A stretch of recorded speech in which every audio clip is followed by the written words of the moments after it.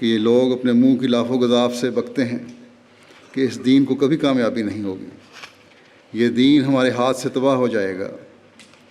لیکن خدا کبھی اس دین کو ضائع نہیں کرے گا اور نہیں چھوڑے گا جب تک اس کو پورا نہ کرے۔ پھر حضرت اقدس مسیح موعود علیہ الصلوۃ والسلام فرماتے ہیں، یہ شریر کافر اپنے منہ کی پھونکوں سے نور اللہ کو بجھانا چاہتے ہیں، اور اللہ اپنے نور کو کامل کرنے والا ہے، اور کافر برا مناتے رہیں۔ فرمایا کہ منہ کی پھونکیں کیا ہوتی ہیں؟ یہی کسی نے ٹھگ کہہ دیا، کسی نے دکاندار کہہ دیا، اور کافر اور بے دین کہہ دیا۔ غرض یہ لوگ ایسی باتوں سے چاہتے ہیں کہ اللہ تعالیٰ کے نور کو بجھا دیں، مگر وہ کامیاب نہیں ہو سکتے۔ نور اللہ کو بجھاتے بجھاتے خود ہی جل کر ذلیل ہو جاتے ہیں۔ اسلام مخالف طاقتیں تو اپنے کام کر ہی رہی تھیں، لیکن یہ بدقسمتی ہے، اور اس جو حضرت مسیح موعود علیہ الصلوۃ والسلام کے الفاظ ہیں ان سے یہی پتہ لگتا ہے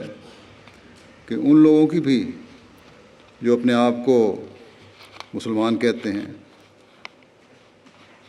یہ بدقسمتی ہے، اور پھر عالم دین بھی کہتے ہیں ان میں سے بہت سے، انہوں نے بجائے اس کے کہ کافروں کی اس کوشش پر جو اسلام کو مٹانے کے لیے کی جا رہی تھی، مسیح موعود کا ساتھ دیتے، یا اب تک کی جا رہی ہیں، مسیح موعود کا ساتھ دیں۔ آپ علیہ السلام کی مخالفت شروع کر دی اور کرتے چلے جا رہے ہیں، لیکن ان کی مخالفتیں اب کچھ نہیں کر سکتی، جس طرح پہلے زمانے میں مخالفتیں کچھ نہیں کر سکتی، یا پھر 1000 سال کے اندھیرے زمانے کے بعد